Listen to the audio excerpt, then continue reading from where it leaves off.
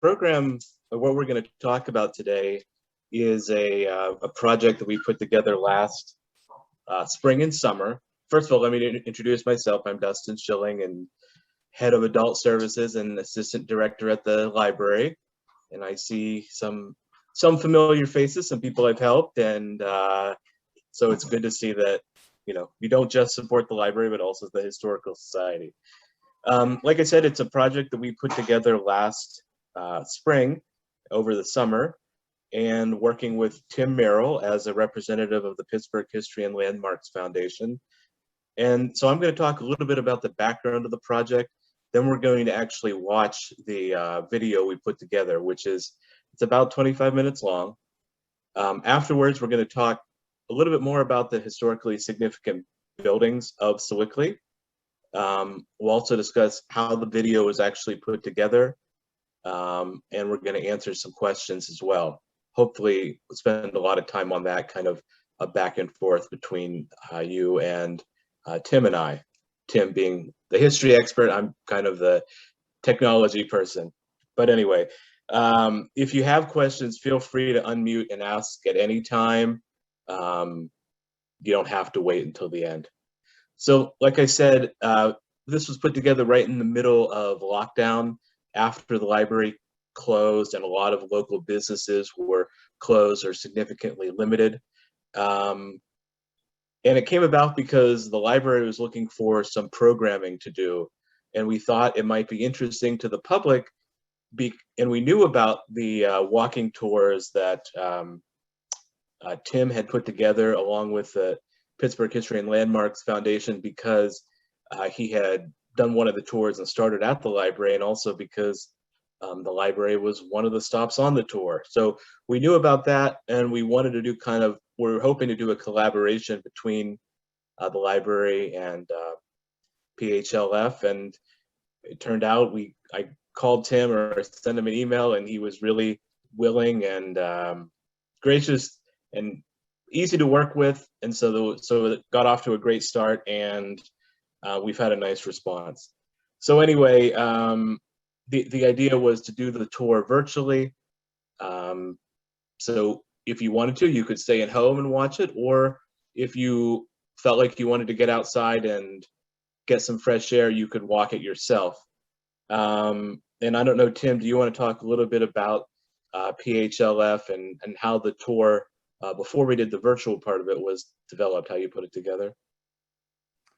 I am a docent with PHLF, and I do walking tours of downtown. A couple of years ago, PHLF expanded their horizon and created walking tours in various neighborhoods of Pittsburgh. And I and some others created this PHLF Swickley walking tour. And as a number of you that are in my generation know, it is so incredible dealing intergenerational with younger people, and their technological savvy is beyond my understanding and probably yours as well. So I've been so glad to work with Dustin on this project. And that's all I need to say right now. Okay, all right. Well, and I know that some of you probably have already saw this, but we're going to go through and watch it, and it'll be a good refresher as well. And then afterwards, again, talk a little bit more about some of the things maybe the video didn't cover, and some other buildings in Sewickley, and again, do hopefully a bunch of questions and answers about the project. So I'm going to share my screen, and we're going to do the video here.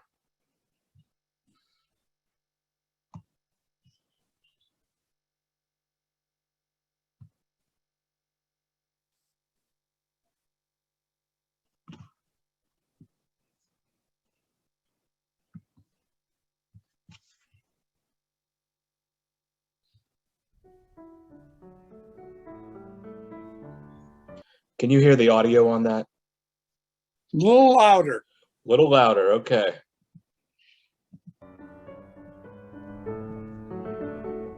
Better. Thank you for joining us on a virtual walking tour of Sewickley history. This tour covers almost 2 miles along the streets and sidewalks of Sewickley's Central Historic District. Follow along as we explore the history and architecture of Sewickley. We will focus on 6 buildings that have a Pittsburgh History and Landmark Society plaque. We also encourage you to get outside and walk the tour yourself. In the video description, there is a downloadable map that you can use. Just be sure to stay on the sidewalk and respect property owners. Be safe and practice social distancing. Before we get started on the walk, let's learn a little bit about Sewickley's history. Our tour guide Tim Merrill is a longtime Swickley resident and docent tour guide with the Pittsburgh History and Landmark Society.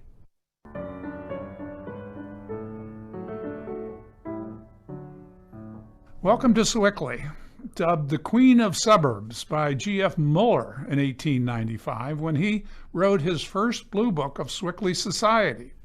He wrote that it was, quote, the most delightful residence spot in western Pennsylvania, end quote.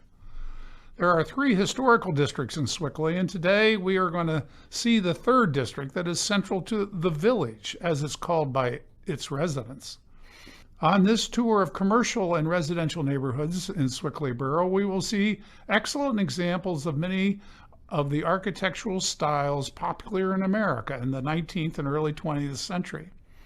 The high quality of local housing stock is no accident, since a number of nationally and regionally important architects lived and worked in the area, including Frank Alden, Alfred Harlow, Frank Rutan, Frederick Russell, Albert Spar, Henry Gilchrist. We will see 6 buildings that have a Pittsburgh History and Landmarks, that's PHLF, historic landmark plaques, though there are 22 such plaques in the Swickley Valley. PHLF initiated its program in 1968 to identify architecturally significant structures throughout Allegheny County. Today, there are nearly 600 plaques in western Pennsylvania. Most of the following script comes from the Life of an American Village pamphlets published by PHLF, and Swickley celebrates 150 committee in recognition of Swickley Borough's sesquicentennial in 2003. Swickley, of course, is a borough in Pennsylvania, but it's also a catch-all label or phrase for the neighboring boroughs of Glen Osborne, Edgeworth, and Swickley Heights, if not the remaining 7 boroughs that make up the Quaker Valley School District. Swickley became a borough in 1853, but its history goes back much further. The Great Road, the Ohio River, and the railroad all feature in the early history of the Swickley Valley, another catch-all phrase for the area. Though settlement of the area began to occur after the French and Indian War concluded in 1763, not much really happened until Virginia and Pennsylvania ended their dispute in 1779 as to who owned what is now western Pennsylvania. As a result of that deal, a survey of the western boundary of Pennsylvania was made by Andrew Ellicott, the same who laid out Washington, D.C. He started his survey in 1782. 1784, Woods and Viceroy laid out Pittsburgh's grid system. In 1784, the Treaty of Fort Stanwix conveyed the Native American lands north and west of the Allegheny and the Ohio to the newly independent Americans. That north-south Ellicott line was used as the basis for the surveyors surveying the depreciation lands in 1785 and the western border of Pennsylvania. A survey by Daniel Leet was one of 6 running through the depreciation lands from west to east. Swickley's Division Street, the only street running north and south, is the eastern boundary of that Leet survey. The Great Road along the northern bank of the Ohio ran from Pittsburgh to Fort McIntosh, located in today's Beaver. Today, Beaver Street and Beaver Road in the neighboring communities follows its course. Once a part of an extensive network of trails laid out by Native Americans, Beaver Road became the major artery connecting Pittsburgh to the Northwest Territory. From the Great Road, we go to the Ohio River. The Ohio River provided water transportation not only between Pittsburgh and Beaver, but also points west. Indeed, in 1803, Lewis and Clark expedition originated in Pittsburgh. Flatboats, those boats that went downriver, and keelboats, the boats that went upriver, plied the waterway up until 1811 when Robert Fulton built his first steamboat west of the Alleghenies in Pittsburgh, and Pittsburgh really became the gateway to the west. Along with the traffic on the Great Road and the steamboats stopping at the landing, settlement began occurring in the flat lands adjacent to the river, and a parallel and perpendicular street grid developed. The Presbyterians constructed a log cabin church in 1808 and another more substantial church in 1838 along Beaver Street. However, two noteworthy educational developments really brought respectability and permanence to the community. In 1837, James and Mary Ulver moved their school for young ladies from Braddock to Swickley Bottom. The Edgeworth Female Seminary was named to honor novelist Maria Edgeworth. Also in 1838, an academy for boys was founded by John Champ and William Nevin. It exists today as the Coeducational Swickley Academy. Students from up and down the river were soon seeking a genteel education in Swickleyville, as residents decided to call their town in 1840. After dropping the name Contention as a possibility. In 1848, there was a visit by a brand new president, General Zachary Taylor. He was on his way, points west, and the ladies of Edgeworth Academy heard he was going to pay a visit, and this is a letter they wrote. Dear General, we wish very much to see you, and delicacy forbids our running to the roadside to gaze upon you whilst passing. Could you not drive into the seminary grounds and pause a few moments in front of the porch? And we will always gratefully remember your kindness, that you, of whom we have heard so much during your celebrated career in Mexico, and of whom our fathers and brothers talked hopefully in the recent election time, and now too our president should pass our gate without our having the privilege of seeing you, would fill us with lasting regret. Do, dear General, permit us to salute you here as you pass, and please convey our compliments to the governor of our Commonwealth, who we understand is traveling with you, and we hope to greet him in your company. Yours respectively, the young ladies of Edgeworth Academy. I'm sure the visit was also made possible by the fact that the wife of the governor of Pennsylvania was a graduate of Edgeworth Academy. But the railroad came in 1851, whereas it took 4 hours to get to Pittsburgh by the Great Road and 2 hours by steamboat. Now by railroad, travel time was less than a half an hour. As they said, the rest is history.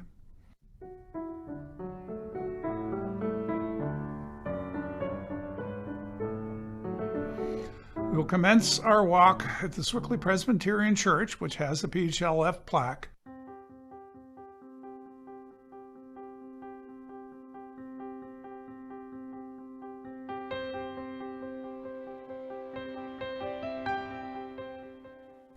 As we walk down Thorn Street, leaving the church, paralleling the river, note this development that is to the riverside of Thorn Street, and it's called the Thorn Farms neighborhood, bounded by Thorn, Bank, Walnut, and Little Streets.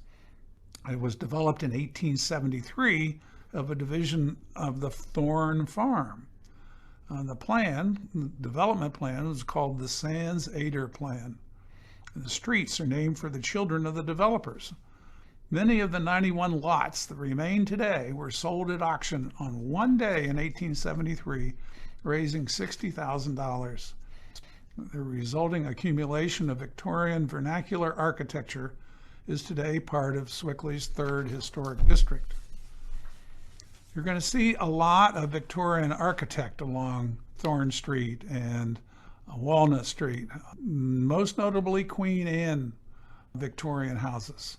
Queen Anne Victorian houses have steep roofs and different kinds of clapboard on the side and ornate porches with spindle work.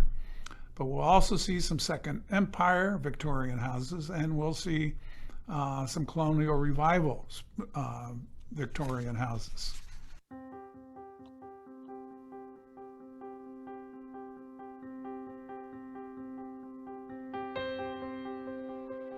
Here's the St. Matthew's AME Zion Church, which you see has a PHLF plaque. This congregation has been a focus of religion and social life since 1857. The present church is in the vernacular Gothic, possibly adapting ready-made ornamental detailing to its composition. The preceding frame church of 1868 was moved to an adjoining site on Walnut Street, to become in 1911 the first African-American YMCA in Swickley.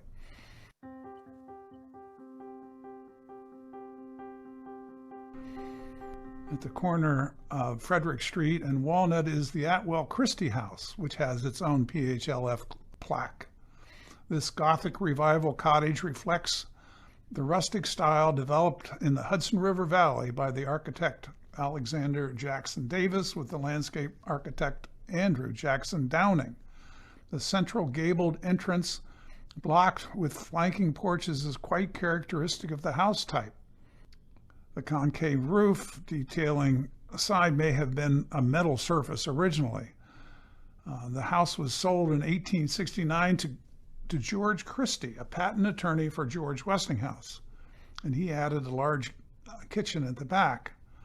Look across the street, Frederick Avenue, and see the Hutchison Nettleton House, now the Laughlin Children's Center. Note the similarities between the Christie House and this house. This is also a Victorian cottage of the type popularized by Davis and Downing, with the vertical board and batten siding. The leading of the windows is of a later period.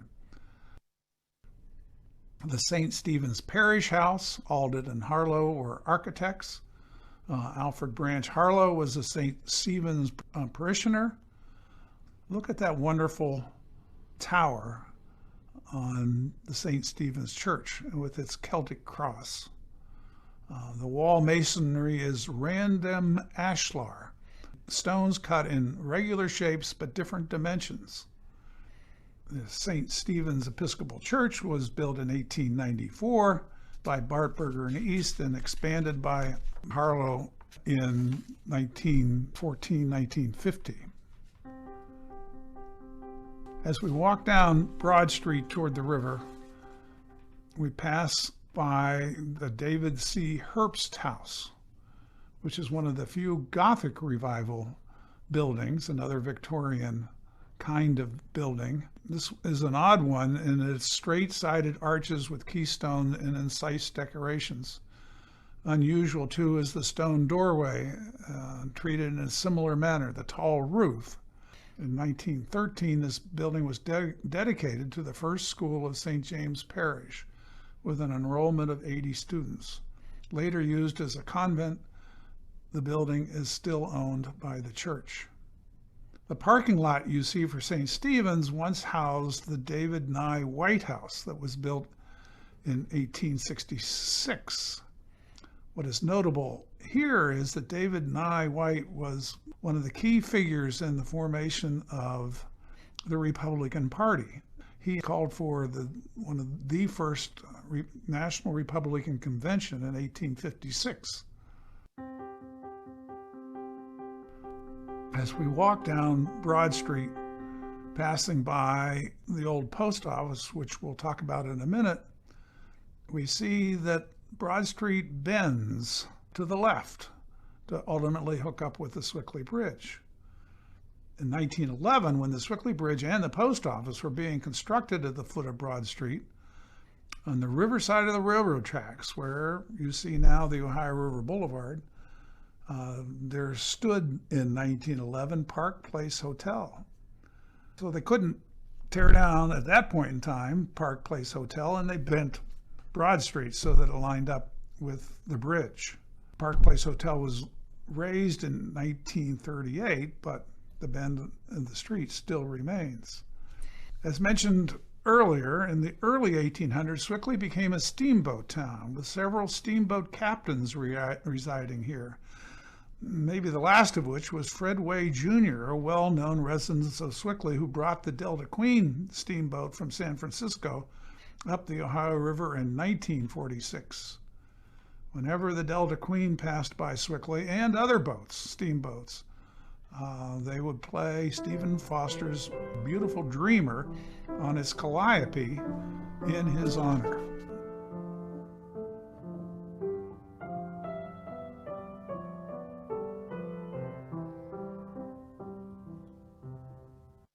So you see the Ohio River Boulevard, and you don't see the railroad tracks. They were moved from the Ohio River Boulevard site to the river in 1933. And at one point there was a two-door style railroad station that was located right on the edge of, again, the Ohio River Boulevard now. This two-door style station, built in 1887, was loaded onto railroad flatbed cars and moved to Chadwick Street, earning an entry into Ripley's Believe It or Not for moving a full building. The original Swickley Bridge with two cantilever trusses was a suspended band and, as I said, opened in 1911. The present bridge, a continuous truss, repeats the silhouette of the original bridge. Finials from the original bridge have been saved and are in two places in Sewickley, Park Place, which you see at the corner of Bank and Walnut, and at Chadwick and Chestnut Street. The old Swickley Post Office, with its own PHLF plaque, was built 1910, 1911. It's a Beaux-Arts edifice. The entrance is Sewickley. It was the federal presence of the U.S. Post Office. It is one of the few buildings that has the United States of America printed on its side. The building now houses the Sweetwater Center for the Arts and the Swickley Valley Historical Society.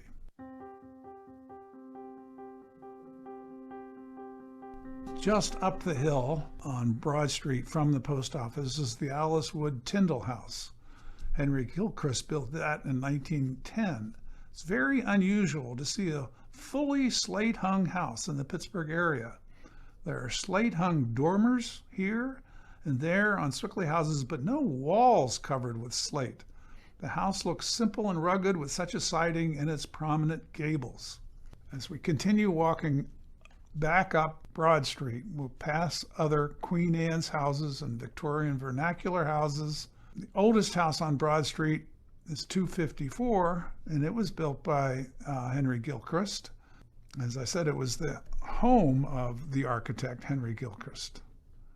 If we look across the street toward the west side of the street, we see a Rutan and Russell House, and we see the Swickley Methodist Episcopal Church, today the Swickley United Methodist Church, which was built in 1884. The Steeple Tower is perhaps the most visible landmark in Swickley, and I call it the iconic structure of Swickley. The original clock of 1884 was purchased from the Howard Clock Company of Boston and cost $1,000. It has been struck by lightning many times and now has its own sprinkler system. But I want to read to you from Agnes Ellis's The Lights and Shadows of Swickley Life, or Memories of Sweet Valley. It was written in 1891. That which comes to me now is a work that will be a lasting monument to his memory. Had he done nothing else, is the town clock, which his energy and liberality placed in the tower of the new Methodist Church. As the spire points us heavenward to the land beyond the clouds, how fitting that our eyes, returning to earth, should see the hands pointing out the hour, reminding us of the days of probation in which, to prepare for that land beyond time and space, are hastening on. We come now to the Swickley Public Library with its own PHLF plaque, originally built in 1923 by Henry Gilchrist, and further addition by Gonzalo and Associates in 1999. Swickley Public Library owes its beginning to the arrival of a whiskey boat at Saw Mill, landing on a Saturday evening in late 1872. Disorder erupted, prompting a small group of young men from the borough to look for a more proper and rational amusement. In 1873, the Young Men's Library Association was formed and rented a room in Mozart Hall for the town's first library services. The library was one of the oldest community libraries in Western Pennsylvania. In 1923, Mr. William Klaus, the president of Pittsburgh Plate Glass, gave this building to the town of Swickley in memory of his wife. If we look across the street, we see a number of commercial stores, but on that site is a long-gone Richard Romanesque yellow brick school building that dominated downtown Swickley for many years.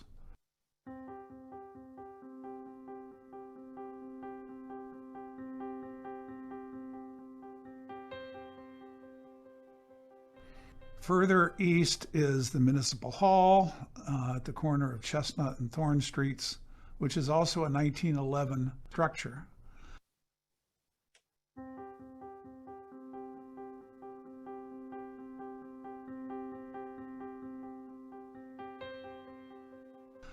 The Flatiron Building up on Division and Beaver, also with a PHLF plaque, was built in 1875. Whose name derives from a New York building similarly sited and shaped. For many years, this building was the headquarters of the Swickley Herald, the town's newspaper founded in 1903. The buildings in the Swickley Commercial District are visually unified by their modest size and scale and general character, though they show a variety of styles in Greek Revival, Italianate, Tudor, and Art Deco. The oldest one is the frame Hegner building at 445 Beaver, circa 1850. The Swickley Valley Trust Bank, now PNC, at the corner of Blackburn and Beaver, is a 1902 work of Rutan and Russell, and is unusually bold in its brickwork and terracotta ornamentation.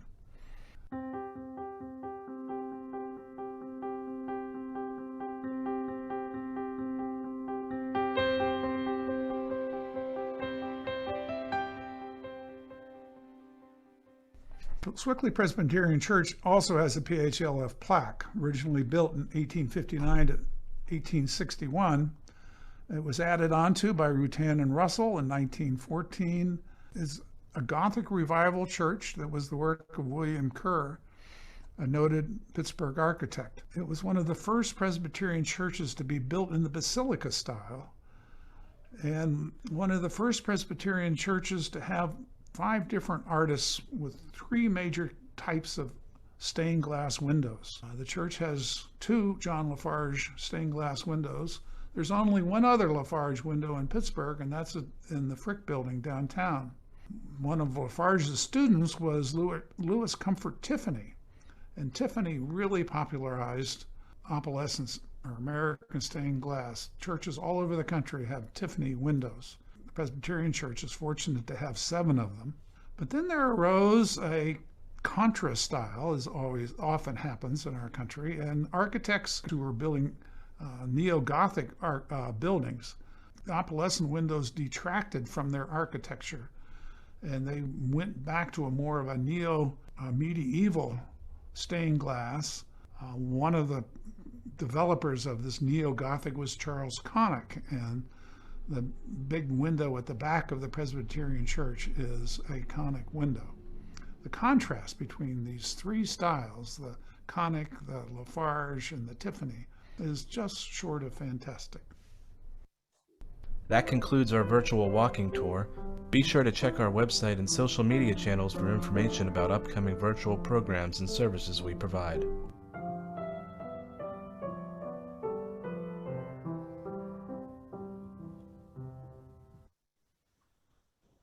Okay, there you go. So I don't know, Tim, are there things in the video that we weren't able to do? No, I think we covered it pretty well. I made a few mistakes on names that should stand corrected, but I think it was fine, and I hope people enjoyed seeing it. Now, I know there were some buildings that you normally have on the tour that maybe we skipped over. No,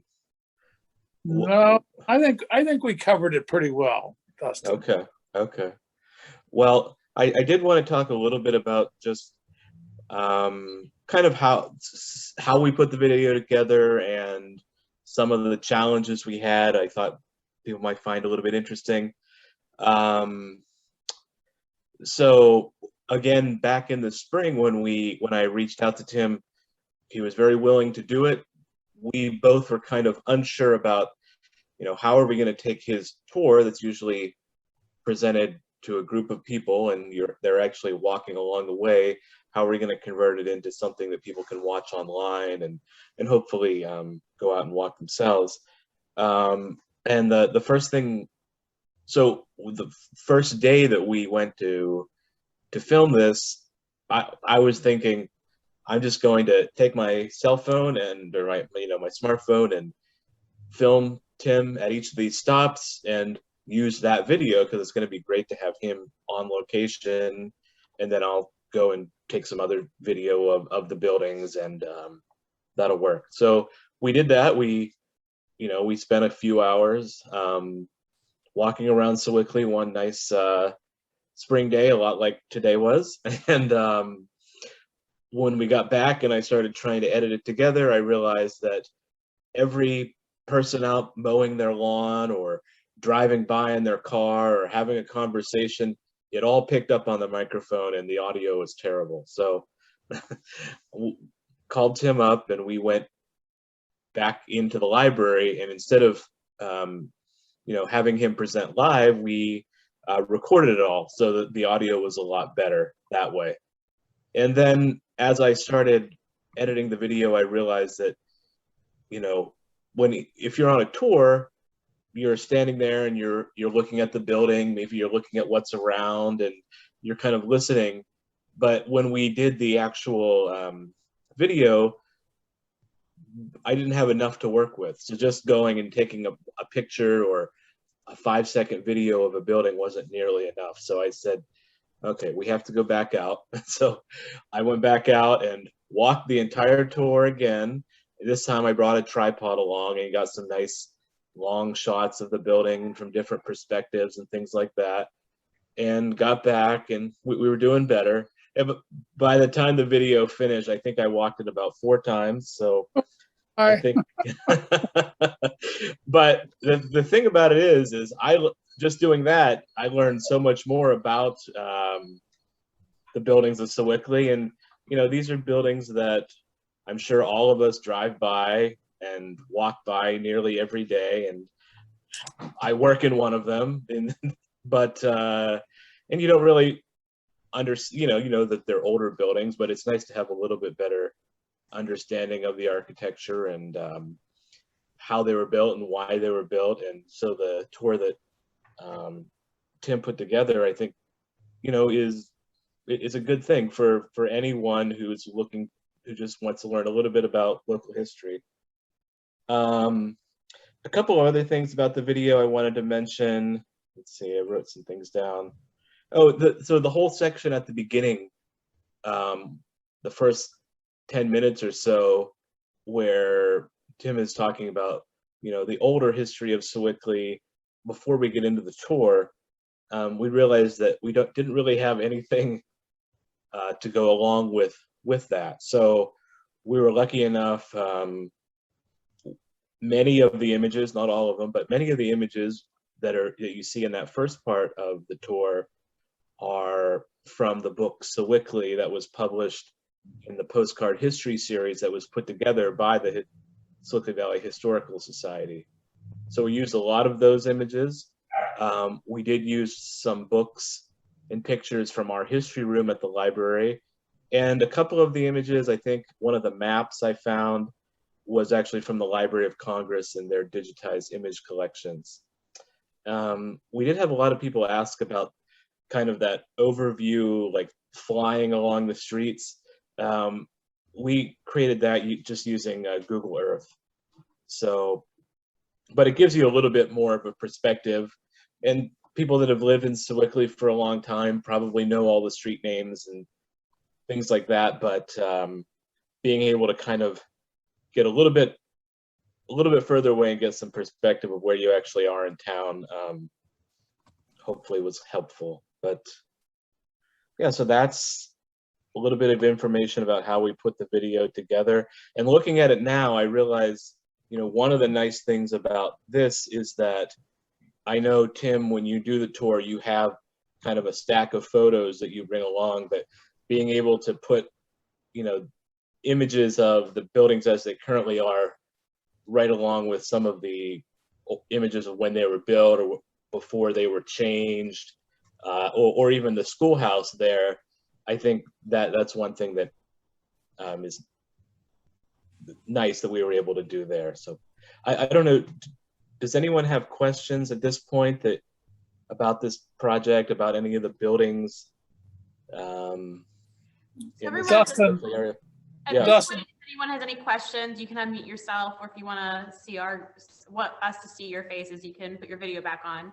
And I just want to point out to everyone that one of the biggest things I got from everyone when they were contacting me for the or the login information was that they were so excited because they live out of the area now. They got to see Sewickley tonight. So there's a lot of people on the call on this presentation that, yes, they live in the area, but we also have a lot of our members who are, you know, scattered across the United States that got to see their hometown or what was once their hometown.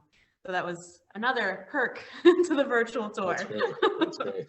So Amanda, one of the chats, I'm looking at some of the chat questions, and one of them, is it available publicly? And yes, go to YouTube and use the search feature to look for virtual Swickley walking tours.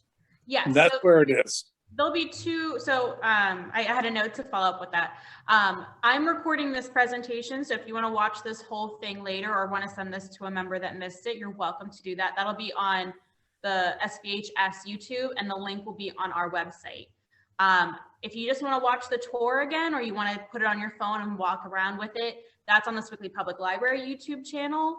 And if you bop over there, you'll also see that SVHS is featured in a new video that just came out, where we're talking about the resources here for historical research. So I encourage you to visit the library's YouTube channel. There's a lot of really good videos on there, and you might see my face again. So another chat question dealt with the oldest bridge in Allegheny County and cited the bridge that I think on over Ferry Street that covers, that was a railroad bridge and now carries the Ohio River Boulevard over Ferry Street. I don't think that's the oldest bridge. I don't think so. I think it's the Smithfield Street Bridge, but No, well, Smithfield certainly in Pittsburgh, but in Swickley, I challenge you all to walk Beaver Street into Glen Osborne, and the bridge on Beaver Street over right at Davis Lane. yeah. If you look toward the river on that bridge and look down, you'll see a bridge that is a private property bridge now, that a bridge expert of mine said that is the oldest bridge. That was the original, one of the original Beaver Street bridges.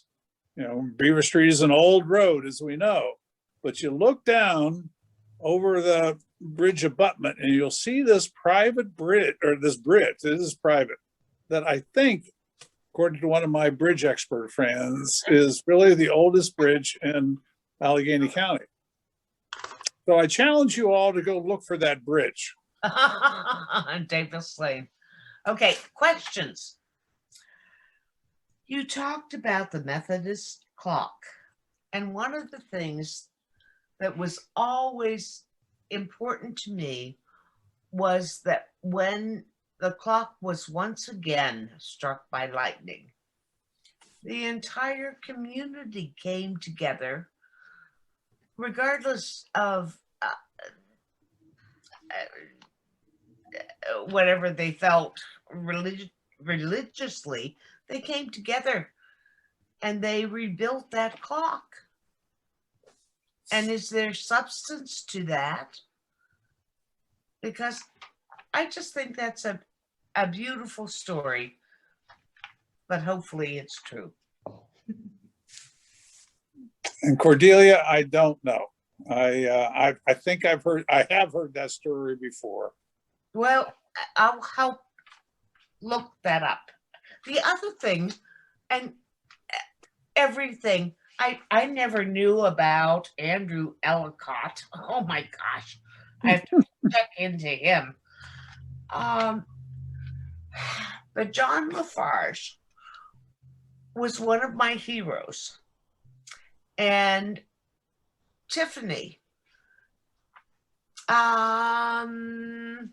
used some of John Lafarge's techniques and made them his. And I don't respect Tiffany as much as I used to, because John Lafarge is my hero. So I want to go into that a little more. I'm gonna let Mary Beth comment on that. Oh, please. Come Mary on, Beth. Mary Beth. You're on mute. No, I'm not on mute. You're right here. Yeah. Talk about that. I love John Lafarge's things. Well, the Presbyterian Church has 3 John Lafarge windows, and there are only 4 in the entire Pittsburgh area. That was the Frick And building. the other one is in the Frick building Fortune. downtown. The Fortune. And it's very interesting because we also have a window, the one that honors Daniel Eagle Nevin was done by the attorney who became a stained glass artist who negotiated the compromise between Lafarge and Tiffany. So Lafarge was the artist, and he personally was involved in the making of all the windows, whereas Tiffany was more the businessman. And Lafarge developed the technique, but then Tiffany really took it and ran with it. And Mary Beth, there was a lawsuit, right, between Tiffany and Lafarge? There was, and then this Maitland Armstrong was the attorney who then became a stained glass artist, and he was a friend of Lafarge and Tiffany's, and he personally negotiated the compromise.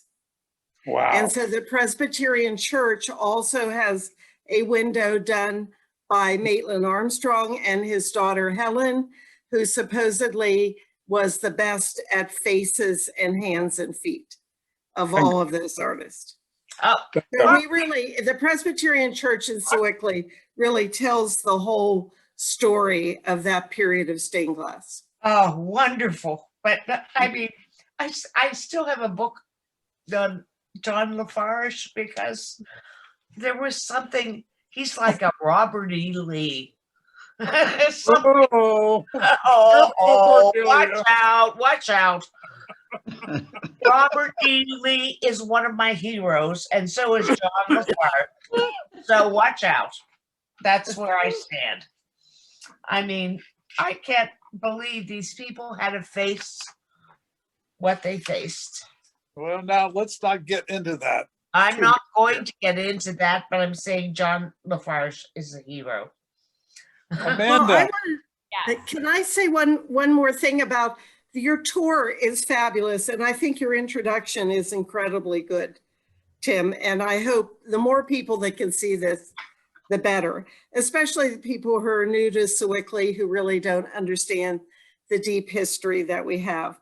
But the tour highlights the 3rd historic district, and those 3 historic districts were formed in the 1980s, and we haven't had any more districts formed since then, although many people feel that the entire village of, the entire borough of Sewickley should be a historic district, in particular the commercial district, which is not. But, you know, I was around in the 80s, and there was not any controversy forming the 1st and 2nd historic districts, but there was with this one.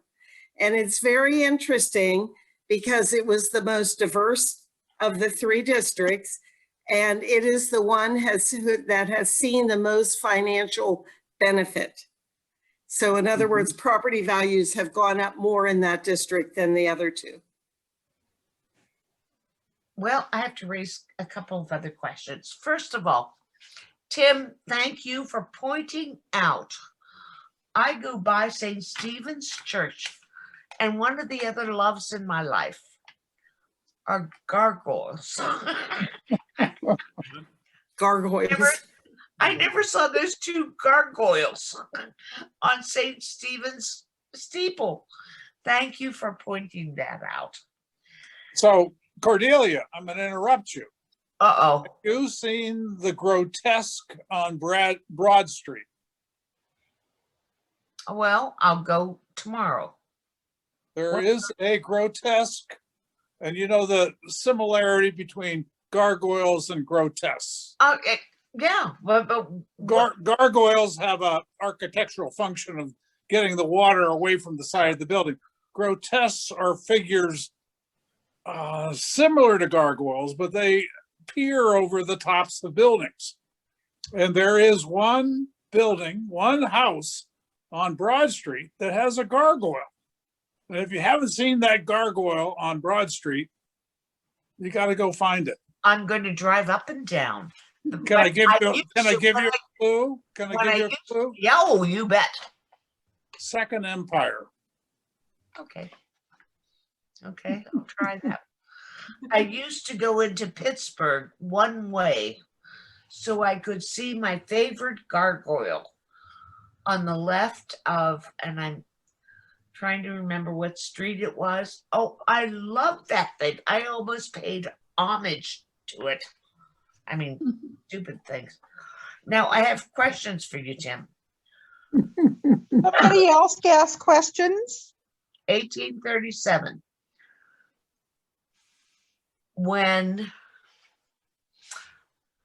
the Edgeworth Academy was moved, was it by Maria or Mariah Edgeworth? Or No. which? No, it was named for Maria Edgeworth of Maria Ireland. or Mariah?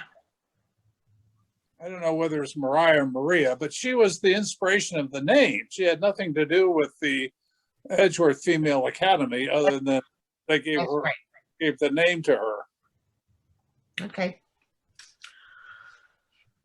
All right, everybody else, your turn.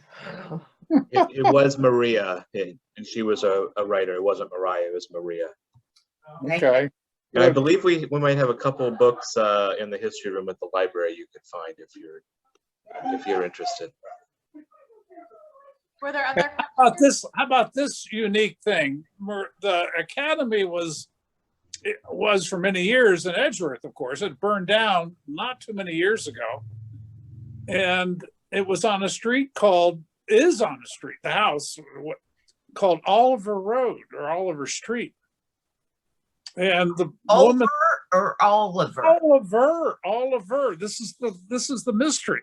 The street is Oliver Street, but Maria, or I'm forgetting her first name, Oliver, started the Edgeworth Female Academy. Oliver. Now, how we went from Oliver to Oliver, who knows? What fun. Are there other questions? I heard someone pipe in at one point. Anyone? Tim, do you know, did any other communities in Pittsburgh do any type of video like this? Or I know that they were talking about trying to work on something like this in some of the other historic districts.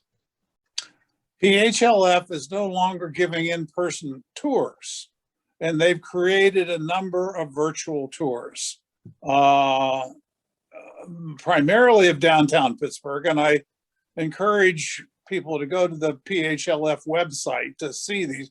They're scheduled tours, and maybe they're recorded, but they are of downtown Pittsburgh streets and sections. I think they may have created a virtual tour of another community like Swickley, but I'm not 100% sure. But I urge people that like this idea of virtual tours to go to the PHLF website and look for virtual tours. Well, Hi, Tim, it's Joe Zumbo. Would you like me to answer your Oliver question? Yes, please. Okay, so this goes back to Edgeworth preservation and the history we learned then. The property where Oliver Road is located was property that belonged to the Shields family. It was originally the Shields Wardrop Nursery, where they grew plants for yeah, that's right. and so forth.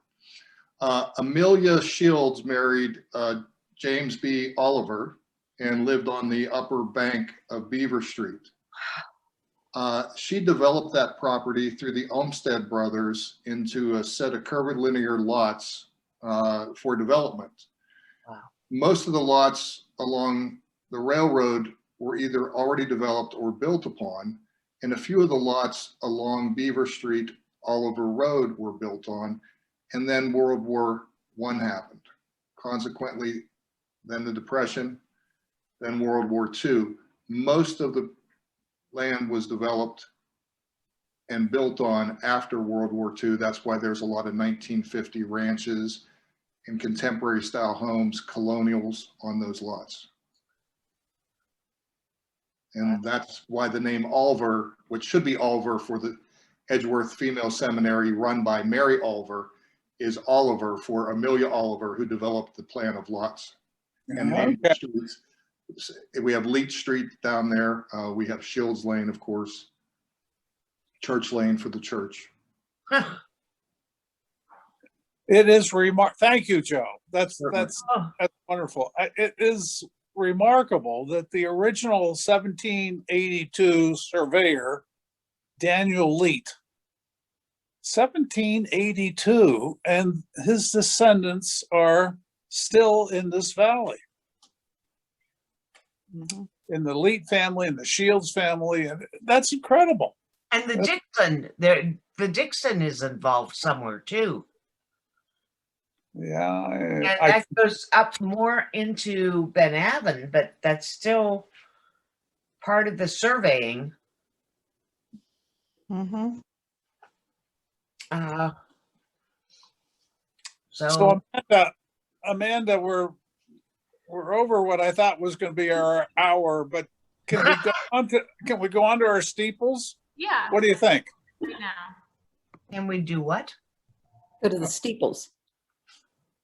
The quiz.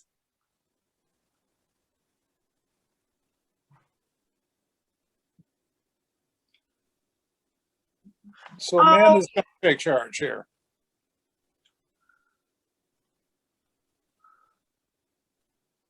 You let me know when to click next, Tim. Okay. Name Steeple.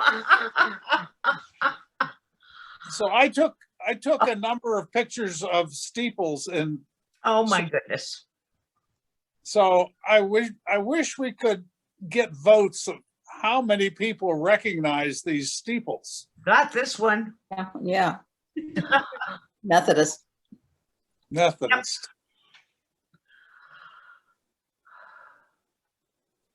Oh, that's the Methodist. That's there. Iconic Swickley. Wow. Baptist. Baptist. Good for you.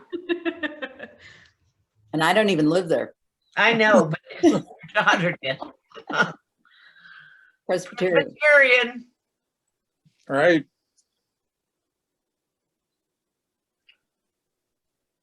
Wow. St. Stephen's. St. Matthew's AME Zion. Whoops. St. Matthew's AME Zion. Yes. Oh, thank you. You got that. Perfect.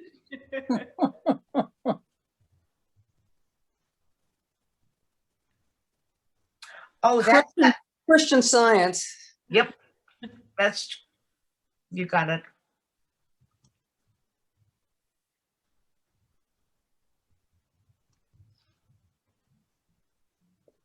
There we go. with the Celtic Stephen. cross. Always. I love these brickwork. Oh, stonework. Stonework, right. Saint Stephen's. Oh, that's beautiful. I've walked by that and not noticed. Wow. Thank you, Amanda. That was great. That was good. All right. Well, Wow. Tim, do you have anything else? Dustin, do you have anything else you'd like to add? I thank you for the opportunity, Amanda. You know, I've lived in this town for 50 plus years, and I think it is the greatest community and ever. And I love to talk about it, and I love to show it off. And this is a nice audience to show it off with people that know maybe a lot more about this town than I do. So I'm just very pleased to have this opportunity. Thank you, Amanda. Thank you, Tim. Thank you, Tim. Yes. And this was just a wonderful thing. Thank you. Yes. We definitely want to extend our thanks to Tim and Dustin. They stepped up when we had a cancellation. It's a great program, so I'm so glad we got to present it. A few things I just want to highlight before we all get off. The tour booklets that are based on this tour. There's 2 of them, as well as the Ellis book and the Swickley postcard book. They're all available to be purchased from the Historical Society. We have them on our website that you can order. You can contact me and I can send them out to you. So if you want to read more or look at more pictures, we have those.